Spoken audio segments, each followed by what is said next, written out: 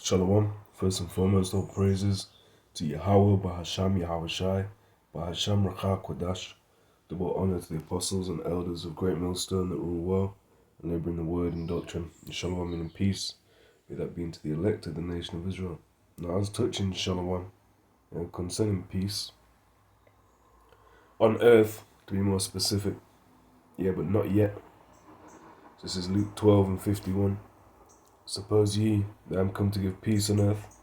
I tell you, nay. Oh, you got to be joking me, man. You got to be joking me. I've just done this whole video. Oh, you've got to be joking me. That's that. Oh, man. Alright, Salakia. So I think we're in here. Luke. I'm just going to have to hit this quick, man. Luke 12. I think we've done this. Ah, Salakia, man. I paused it to put it on Do Not Disturb. But that disturbed the whole thing. Alright, so Luke 12 and 51. Suppose ye that I'm come to give peace on earth, I tell you nay, but rather division. I'm going to, Lord willing, speed through the points I've made in depth. And Salakia about that, man. Can't blame anyone but myself, man. Alright. So you got that, mirroring there in Matthew the 10th chapter. And there would always be division. Hamashiach wasn't saying, alright, Pharisees, Sadducees, come together, put the doctrine aside. So you Jakes are going off if you say that that's something you should be doing. Or I just had to click that to check it's on. Or that's a biblical doctrine. We're all Israel. It's not a biblical mindset by any stretch. There was really no sect that was saying, we're all one, apart from the Antiochans. Alright. And then you've got Revelation, the 6th chapter. The man that took peace from the earth. Revelation 6 and 4. And there went out another horse that was red, and power was given to him that sat thereon to take peace from the earth, and that they should kill one another. And there was given unto him a great sword.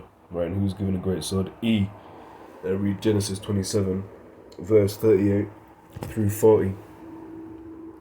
That's the same people, the descendants there that took peace from the earth. So before peace was re-established and reinstated, as you can see in Micah 4, Isaiah 2, that's when Israel is on top under Yahawashi. What was the one I went straight after that? We sort of went into the word heretic, what a heretic is, the division there, just to emphasize that point. Then we went into Titus 3 and 10, 1 Corinthians 11 and 19. There must be people going off to prove and make you be able to discern and discriminate who's correct, who's incorrect. Also, you have Daniel 7 talking about the saints will possess the kingdom, because the Lord Yahawashi will reinstate peace on earth at one point. Luke 2 and 14, and this is the angel, or the multitude, as it say, the heavenly host, that came after the initial angel. Verse 14, glory to Yahawah in the highest, and on earth peace, goodwill towards men. And I was saying, well, there's not peace on earth now. So when you go into that word peace, Arena cease or something, Arena cease. The second one says, exemption from the rage and havoc of war. Well, there's still war. There's going to be a war in heaven, pursuant to Revelation, the 12th chapter, around the 7th verse. And the devil and his angels is going back to that beast from Revelation 13 and 11. Also, there's the 11th horn. And that's going to rise up and ultimately do what it needs to do in great pride and try and fight the Lord and his angels, which is absolutely a proud way of thinking, but it really exemplifies what Obadiah talks about. And after that, there will be Obadiah 1 and 18, as we have that phrase, Obadiah 1 and 18. Psalm 50 and 5, Psalm 148 and 14 talks about how the Israelites are the saints, because they're the meek, they're the lowly. I was saying, if you were to go around random worldly people and say, well, who do you think's got next? If America went down, who's the next kingdom to rule and reign? I'd a worldly person, then definitely the last thing in their mind is the so-called blacks, Hispanics, or Native Americans coming to power under the Heavenly Father, under the Heavenly Father's Son, and ruling and reigning forever. That would sound like folly to them. Yeah, because that's the natural man. He can't receive that. 1 Corinthians 2 and 14.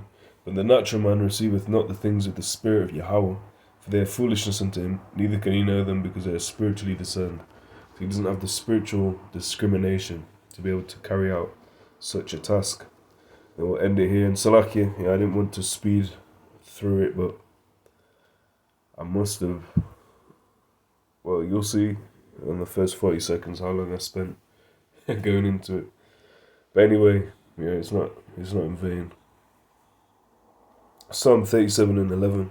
But the meek shall inherit the earth and shall delight themselves in the abundance of peace. Alright, so there's going to be an abundance of shalom. Shalom Rapha. When that time comes, but first, there's going to be resistance from the nations, and they're going to really try and fight the Lord. But then after that, there's not going to be a question of who's ruling, who's reigning.